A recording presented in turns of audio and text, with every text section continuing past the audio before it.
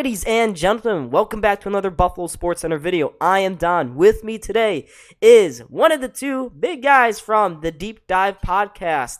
It is Zach. Zach, how are you doing? I've been doing all right. Yourself? Okay, yeah. The Sabres are doing good, so I'm doing good. Yeah. Today I just want to start this whole thing off by giving you a very simple question, and I hope it devolves into intense badgering against Jacob Bryson and Victor Olofsson. Of And that, course. of course, and that question is, do you think the Sabres are going to make the playoffs? Honestly, it all lays on tonight. If we can beat the Islanders in regulation, whether if it's in overtime or regulation, if we can beat the Islanders tonight, then I think we have a really good shot. I know I ended up watching Locked On Sabres. The odds are 21% if we win tonight, and if we lose, they're down to 9%. Mm-hmm. So, but at the end of the day, though, I think we'll get it done, barely squeak in. And honestly, I think the X factor is going to be Jack Quinn. I think he's going to be a big reason on why we can make this final push without Alex Tuck. Well, Jack Quinn, he's been phenomenal, and I mentioned it in a past video, but Quinn has been absolutely a different player since coming back from the All-Star break. I don't know if you noticed, too. I believe he's up to now 4 goals since the February break there. Correct. Yeah, 4 goals, and he has looked like a perfect fit to replace Tuck on that first line. I agree. And I ended up going over with my fellow co-hosts, and we were like, well, if Quinn keeps playing like this, do you throw Alex Tuck with Dylan Cousins? You have two big bodies right there. Quinn, in my opinion, is a smaller version of Tuck. He can forecheck just well. He can play make. His shot's unbelievable. Throw Tuck down with Cousins. Maybe you keep Middlestad there, or you throw Greenway there. But either way, though, I think that Quinn is a nice substitution for Alex Tuck while he's out. Well, do you know what the common underlying similarity, I think, between their two styles of play is? Number one, their shots are both great, and number two, Yeah. I think Quinn has been great with his speed. We haven't really seen Quinn before the All-Star break really go down the ice and just, I don't know, throw all Dude. caution to the wind. It Yeah. seemed he was a little nervous. And now I think he's really hadn't had the metaphorical leash taken off of him, and now he's just going and do whatever the hell he likes. Yeah, I think a lot of that is confidence. I think, especially as a rookie and a smaller guy like Jack Quinn, who came into the league kind of scrawny, not the, tallest guy, beefy guy, but he kind of wasn't skating with confidence. Now he's skating with confidence. He's impacting the game other than with his shot and playmaking. His defensive game has jumped up tremendously in the past since the All-Star break. It absolutely has, and it's clear it's night and day because he looks just more well-rounded, and I believe part of that does go to who he's playing with. He went from playing with Cousins and Peterka, no knock against them, to now playing with Tage Thompson and Jeff Skinner. I think that would even improve Victor Olofsson. Okay, if Victor Olofsson Yeah. were put on that first line, he would be probably a little better than what he's currently doing. But for Quinn, this is a good sign, but I feel like what not a lot of people are talking about right now is how much JJ Peterka has been struggling this season. Yeah, he has 1 goal in his last 25 games, if I'm not mistaken. Yeah. But I mean, and it's not like, he's impact creating chances or playing great defensively. It feels like he's invisible a lot of the time. I don't really see him on the ice as much. And last night against the Edmonton Oilers, he ended up eventually getting demoted too in between Gergensons and Okposo. And that's not a bad thing by any means. But with Jost coming back tonight, you're looking at, does JJ sit? And I know Don Granato doesn't really want to run with the rotation at the moment. So if Jost comes back, does AJ sit for the next 4, 5, 6+ games? We don't know.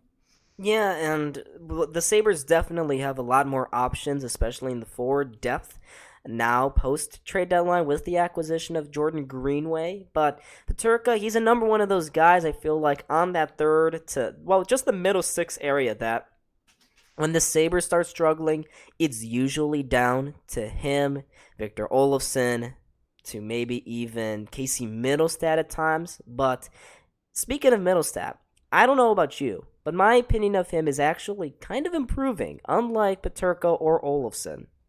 Yeah, and I've been, this huge not Middlestead stan, but I hated Middlestead in the beginning of the season. I'm sure all of us did. He not only was he making bonehead mistakes, seemed like his defensive game was horrible and he wasn't producing much offensively. And then I sometime in the middle of December, it just flipped the switch. And yeah, it doesn't help that you're playing with Victor Olofsson. Not a knock against him, but his defensive game is atrocious. And if you pair him and Middlestead, and then you picked up Jost, which obviously helped them defensively a lot, but he can only do so much by himself.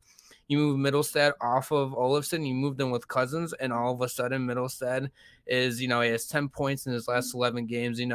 Last night he had a play where he's coming down the left boards on Draisaitl 2-on-1, and all of a sudden he just picks his pocket, turns him around, and he goes the other way for a turnover. So Middlestead, defensively, offensively, he's been great so far. He absolutely has, and I feel like some people, especially on the doldrums there of Sabres Twitter, fails to realize that, yeah, despite Middlestat having a really bad first impression in the beginning part, like you mentioned, of the season, now since January, he's been at a near point per game pace and is now projected to get over 50 points this year.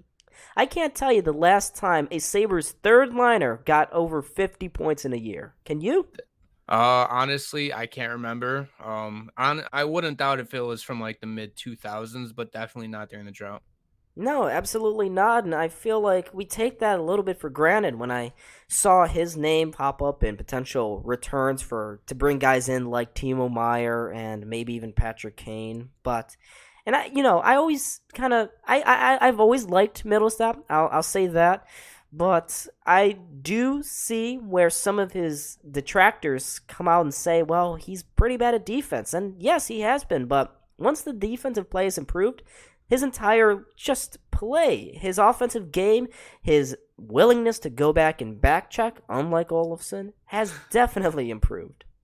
Yeah, and I a lot of credit. You can give so much credit to Don Granato, but also you got to give some love to Middlestead himself, considering it looks like the dude just didn't want to work hard for what he wanted. I mean, coming up through Minnesota, everything, he was so skilled. He's one of the most skilled, if not the skilled player in the whole state of Minnesota, going through high school and everything. He was given everything. He didn't really need to work hard. I mean, he couldn't even do one pull up in the combine, which is, it's nothing to fight about or whatever, but like still like one pull up. But he definitely has gained some muscle. He's not throwing the body like how everybody wants the Sabres to play. I'm sure some Sabres fans out there would rather have us throw 60 hits than win a game, Mm-hmm. which makes no sense. But I mean, I give credit to Middlestad for really turning his game around. Him and Granato seem to be working on it, and I love it, honestly. Granato saved his career. He has, and speaking of Don Granato's saving careers, let's bring up Tyson Jost because he was a waiver wire acquisition in the middle of December. He had no goals in 12 games going into his tenure with Buffalo.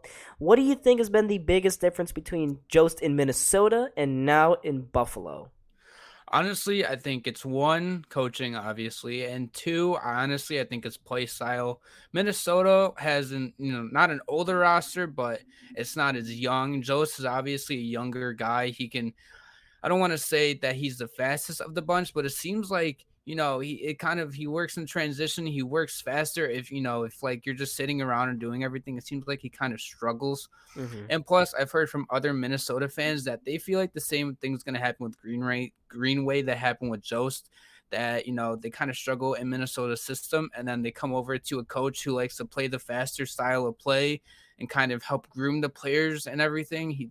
I think Jost has been a pickup of the century for the Sabres. He's honestly, I don't want to say he saved the season, but at the time it seemed like he did.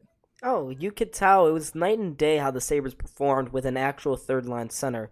I can't even remember who they were putting out there. I believe they were putting Middlestat as the third line center, and we Yeah. all knew how bad that experience was going for that entire line. So to bring in Tyson Jost has definitely improved the Sabres. And you mentioned Jordan Greenway there and how a lot of Minnesota fans expect him to make the same kind of elevation in his game as Jost did. What were your overall thoughts about the Sabres bringing in Greenway at the trade deadline? Um, I think I honestly it was Greenway and I wanted Dante Fabro. Those were my top two targets that I wanted. So I was really excited that we got Jordan Greenway. Yeah, maybe we could we given up a third instead, but at the same Hmm. time though, it's Vegas' second. We have two other seconds besides that. Obviously, you can afford to throw away the second, which is probably going to be towards the end of the second round. So I Yeah. was fine with that. I love Greenway. I think a lot of people are throwing stuff on him, saying how, oh, he only has, 8 points in 45 games or 7 points in 45 games. We didn't bring him in to be this 20 goal scorer and everything. I think, next season he can hit 15, 20 goals. Brought him in because let's be honest, the Sabres were getting bullied. I mean, we saw in the Tampa Bay game. Tampa Bay, granted, I think they're a dirty team in general, but Tampa in general, likes to throw the body. They like to kind of bully teams around, like the Sabres, who are young. They don't have a lot of experience in the league, and frankly, are a lot smaller than Tampa. And we Hmm. saw how they tried to. Granted, the Sabres responded well, not only scoring, but physicality as well. But I think Greenway adds an element of physicality to this team. And we saw last night, I believe, was it the first period? I think he got in a little scuffle already His first with, shift, yeah. yeah. So I think that's going to be great for him. And he can drop the gloves too. He has a lot of reach. Well, it's him and Riley Stillman. General manager Kevin Adams definitely made a concerted effort to bring in more physical guys to his lineup, and he said exactly what you just said, that the Sabres were getting bullied. The teams were picking on them because they viewed them as smaller, and to bring in Greenway and Stillman, who unfortunately I don't think Riley Stillman will be playing tonight against the No, Islanders. No, unfortunately. that's why the Sabres brought up Lawrence Pilu. I feel like that the Sabres definitely did a good thing by doing those two trades, even though I personally were not too thrilled with the Stillman trade, and I was very indifferent about the Greenway trade. Yeah, when it came to the Stillman trade, I did like Josh Bloom. And I was questioning like why we traded Josh Bloom for Riley Stillman. I mean, yeah, we have a surplus of forwards, so I can see why Kevin Adams did it. But at the same time, though, I mean, Josh Bloom is having an amazing season over in juniors. So I didn't really get it at the time, but now I get it. Like Stillman, yeah, you out of everybody, you don't want to drop the gloves with Tanner Janot. Unfortunately, caught him off guard. Mm-hmm. But I mean, I respect the dude for trying to send a message to his new teammates who he knew at the time for what 3 to 4 days, if that. So I respect him for dropping the gloves. Unfortunately, he obviously got KO'd, but I Stillman's starting to grow on me. The trade starting to grow on me just a little bit. He's grown, although we'll see how he does when he returns from that Mm-hmm. TKO. Unfortunate, very Yeah. unfortunate there for the man. But for the Sabres, though, their early impacts have been positive. But from here, the Sabres' schedule does not get any easier. They have 11 of their remaining 19 games, or now I believe is 20 against their last 20 games, versus playoff teams. And because of that, given and plus all the injuries, do you think that the Sabres I do you think that they'll still be alive come that second last game of the year when they face Ottawa in Buffalo? That's hard because one, we suck at home playing the Royal Blues. Let's just flat out, we have 5 wins in the Royal Blues. So it's kind of hard if we can. I think I don't. That's hard because I want to say yes because obviously I am a Sabres fan, but at the same time though, like can the Sabres get through? I mean, we play the Rangers twice, we play the Islanders twice. Those teams. I mean, granted, we play everybody I think except Tampa that is in the East that are in the top 6 spots, I believe. And I Mm-hmm. think we play Carolina once, twice. Yeah. So you would like to get 6 wins out of those 11 games. Probably we probably only will get 4 or 5, but I can see us competing for a playoff spot the second game. Would I be surprised if we're not? Honestly, no. I think that we overachieved this season. If you told me at the beginning of the season we would be 3 4 points out of a playoff spot with 5 games in hand on the wild card one, I would be ecstatic whether we made the playoffs or not. But we'll see. Would you be so you mentioned that? Do you think that if not this year, then definitely next year I it's think playoffs? next year, I think, yeah, I think next year is the year that if we don't get in this year season, I think we'll definitely get in next season. I think this Hmm. offseason is very important. I mean, you have guys like Savoy and Coolidge, who I think will make the team next season, and you have guys like Okposo and Girgensons, who do you re-sign them to like a 1 year deal for like 1.5 million, or do you let go of the older vets? I mean, we'll see from K. Yeah, we will, and that's certainly going to be interesting. Money will not be an issue for Buffalo this offseason. They will once again have the most in the NHL, Yeah. which is a very nice spot to be in, especially when you are a young playoff contender. And so you said that you would be okay with the team not necessarily making the playoffs, that they've overachieved. And I'm going to have to slightly disagree. I feel like when you've come this far, it's disappointing not to reward the fan base, reward the team, to reward the organization and the ticket holders because it's been 12 years. I don't know if I could. It's tough to wait another whole season, especially when you're this close. Yeah, I can agree with that part. But at the same time, though, I'm sitting here like, well, back in September, you tell me this or whatever, then I'll be great. But, like you said, we're this close, like, can't we even kind of sneak in weather? I'll take 4 beatings of losing 7-1 against the Bruins if we just lose, end the drought. Hmm. But I don't know. The experience that these kids are finally getting meaningful hockey this late in the season, I think is great for them too. And the playoff experience will be great. I Hmm. think playoff experience, I don't want to say is overrated, but I think it's kind of underlooked a little. I think it's overlooked a little bit. So, I mean, I do like the experience these young kids are getting. And for example, let's say they miss the playoffs by 2, 3 points. They're going to be hungrier to get in. I know they'll obviously not only us and the players will all be pissed that they missed by that little, but, even if they get in the playoffs, they'll, let's, for example, let's say they lose in 5 games to the Bruins, right? Now the kids are like, all right, well, we now know what it takes to get in. We now know what it takes to play in the playoffs. Now let's go in next season and let's try to make a run for this thing. Absolutely, and it's going to be really interesting to see how this team continues to respond. Of course, they play the Islanders tonight. By the time you see this, though, they'll be gearing up and ready to go for the Dallas Stars. And then just let me list out some of the next opponents for the Sabres real quick, and you tell me how many wins you think are coming. At home against Dallas, at home against the Rangers, at Toronto, at Washington, at Philly, versus Boston, versus Nashville, versus the Devils. That's a brutal stretch. And if they were to get, let me count it up here, 3 wins out of those 7 games, I will still consider the Sabres potentially a playoff team. But Yeah. you can't ignore the fact that their schedule is just so brutal over the final month and a half here. Yeah, and I can see them winning 4 games out of those 7. I see obviously them beating Philly, Nashville, and I think they're going to beat Dallas too. I know Dallas has been struggling as of late. They've picked it up a little bit, but since the All Star break, they have been struggling a lot. And I think we can be, I think we can hang with Boston. I mean, I could see us beating the Rangers, but the only issue though is that team is just so stacked. And yeah, Patty Kane isn't off to a great start in New York, but he's getting adjusted to the new team. His first time in 16 years. He's coming to a new team. Let him settle down, let him get in his groove, and then I think by the time we play the Rangers, they might be an even scarier team than they are now. Yeah, we'll have to see. But Buffalo, they got a couple of guys that they need to get settled down. Greenway, Ryan Lee Stillman, Hmm. of course.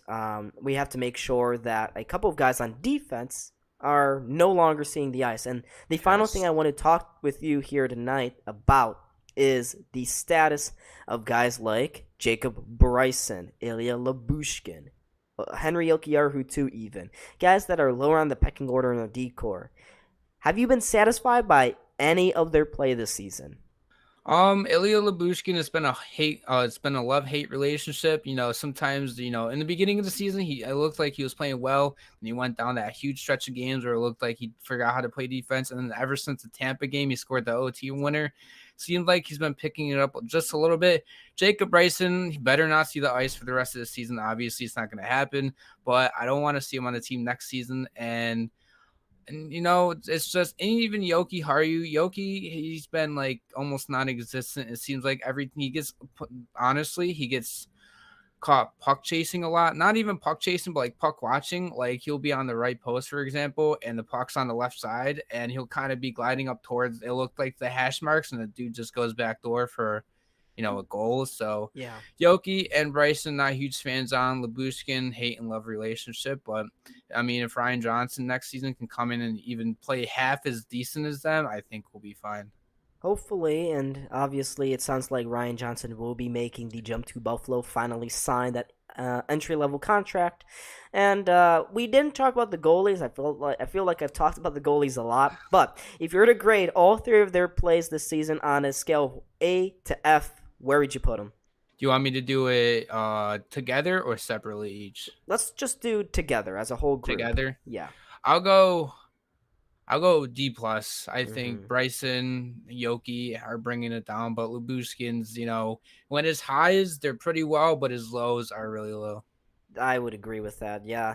And we know Bryson, he has a very low ceiling and he has a very, very, very low floor, as Yeah. evidenced by the last couple of games he played. But, anyways, thank you so much for joining me. Folks, you can find Zach on the Deep Dive Podcast. The link to his channel, his YouTube channel, will be in the description down below, as well as my pinned comment. Thank you so much for joining us. And if you have any last words to say about the Sabres, what would you say?